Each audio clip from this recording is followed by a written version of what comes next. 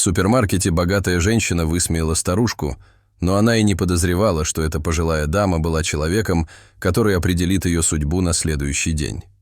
Бритни, богатая и красивая женщина, чувствовала себя неуютно в продуктовом магазине. С каждой минутой ее нетерпение росло, а очередь к кассе двигалась мучительно медленно. Она стояла перед пожилой женщиной с милым лицом, которая разбиралась со своей банковской карточкой. Продавец спокойно сказал: «Мадам, ваша карточка не работает», и попытался провести по ней еще раз.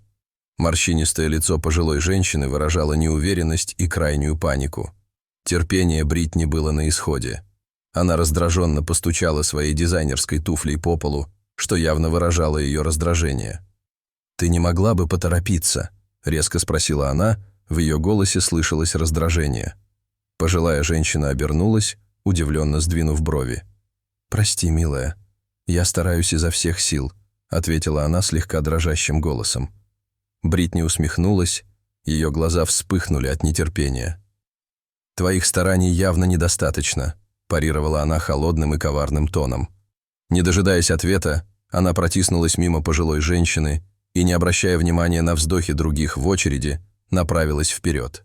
Утренний солнечный свет, проникавший сквозь высокие окна внушительного здания суда, бросал резкий свет на реальность, с которой Бритни предстояло столкнуться. Она была женщиной весьма состоятельной, и все же ее сердце сжимал страх обнищания. Ее муж, с которым она жила отдельно, влиятельная фигура в высших эшелонах власти города, боролся за полную опеку над их драгоценным сыном. Одной мысли об этом было достаточно, чтобы ее сердце болезненно сжалось в груди.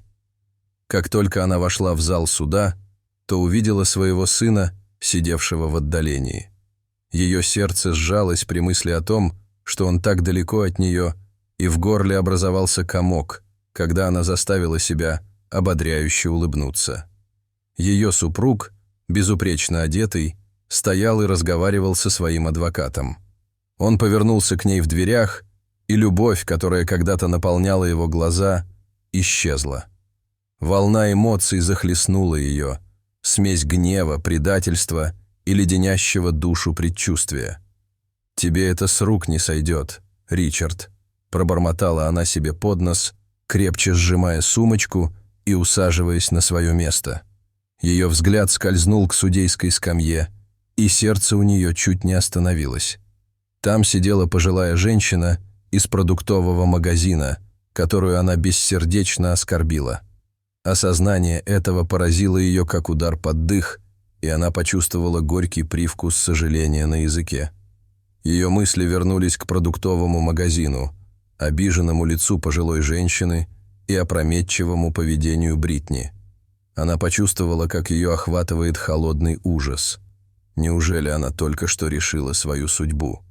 Волна раскаяния захлестнула ее. Воспоминания о прошлых поступках стали преследовать ее в самый неподходящий момент. Она почувствовала, что ее зрение затуманивается непролитыми слезами.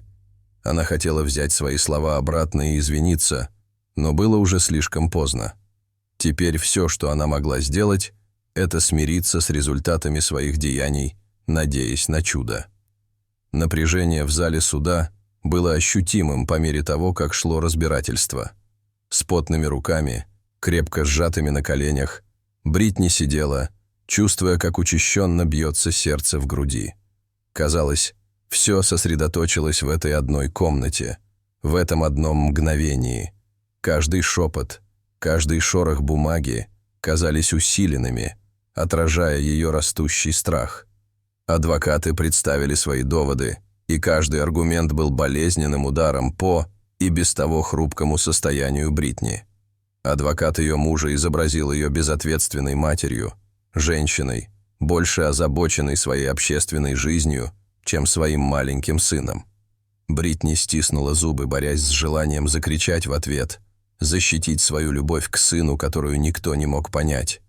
Ее адвокат возражал, ссылаясь на ее преданность делу как матери и на ту связь, которая была у нее с сыном, но с каждой секундой Бритни чувствовала, что ее надежда тает, словно крошечный огонек. На протяжении всего заседания судья Лорен сидела безучастно. Ее лицо было непроницаемой маской, но глаза, тем не менее, сохраняли пристальное внимание, ничего не упуская. Она задавала конкретные вопросы, ее голос был строгим, но справедливым, и хотя она была обижена Бритни, ее поведение было чисто профессиональным. Судья Лорен объявила небольшой перерыв перед оглашением приговора, и казалось, что вся толпа затаила дыхание. Оцепенев, Бритни села. Она бросила быстрый взгляд на своего сына, который сидел, согнувшись в кресле, с ужасом в глазах. В горле у нее образовался комок. Что, если она потеряет его? Хотя мысль об этом была невыносима, реальность слишком жестока, чтобы о ней можно было думать. Когда зал суда снова заполнился, Бритни почувствовала, как тяжесть момента давит на нее. Все, казалось, расплылось, когда судья заняла свое место на скамье. Пожилая женщина посмотрела на Бритни сверху вниз. В ее взгляде не было ни боли, ни удивления, которые были вчера. Она была похожа на судью, вершителя правосудия, того, кто держал судьбу Бритни в своих руках. В комнате воцарилась тишина. Атмосфера была напряженной от ожидания. Голос Лорен прорвался сквозь оглушительную тишину. «Опека над ребенком возлагается на мать». Эти слова эхом разнеслись по комнате. Это был спасательный круг, брошенный Бритни в море отчаяния. Она открыла глаза, едва осмеливаясь поверить в то, что только что услышала.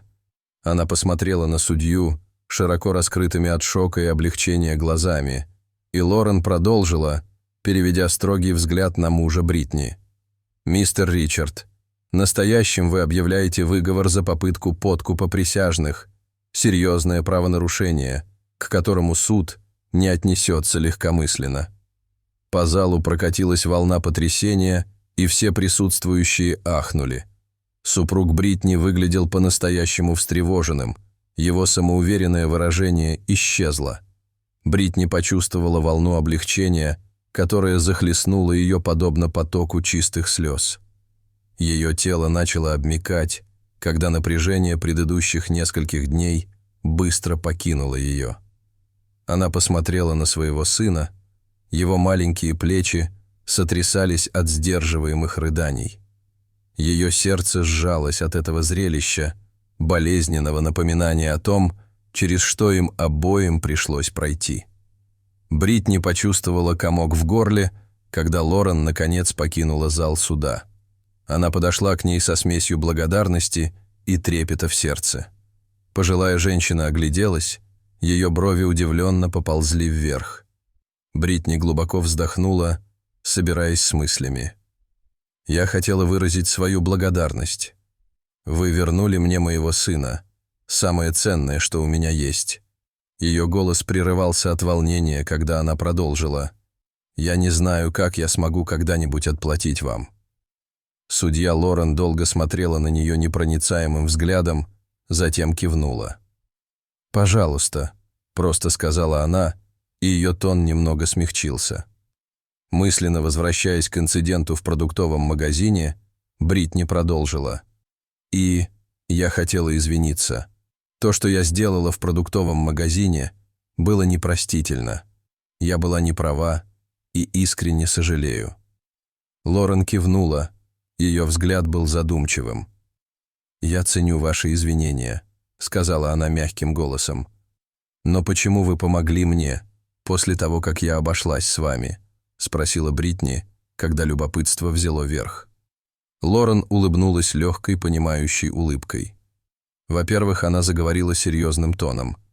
«Закон был на вашей стороне, и как судья я не могу позволить личным вопросам влиять на мои решения».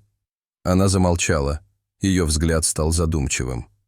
«А во-вторых, — продолжила она, теперь ее голос звучал мягче, — я была на твоем месте. У меня было 2 мужа, и они оба были не слишком добры ко мне. И у меня было 3 детей, ради которых я бы отдала все, что у меня есть. Поэтому я понимаю тебя больше, чем ты думаешь», — добавила она, и ее взгляд снова стал суровым. Пусть это послужит вам уроком. Ваши действия имеют последствия, и на этот раз тебе повезло, но жизнь не всегда будет такой снисходительной. Тебе нужно изменить свое отношение к другим, Бритни. Никогда не знаешь, когда тебе понадобится их помощь», — закончила Лорен. Бритни кивнула, и на ее глаза снова навернулись слезы. Она оценила точность судьи. Она запомнит этот важный урок на всю оставшуюся жизнь. Дорогие зрители, что вы думаете об этой истории? Расскажите, пожалуйста, в комментариях. А если вам понравилось это видео, то ставьте лайк и подписывайтесь на наш канал. До свидания.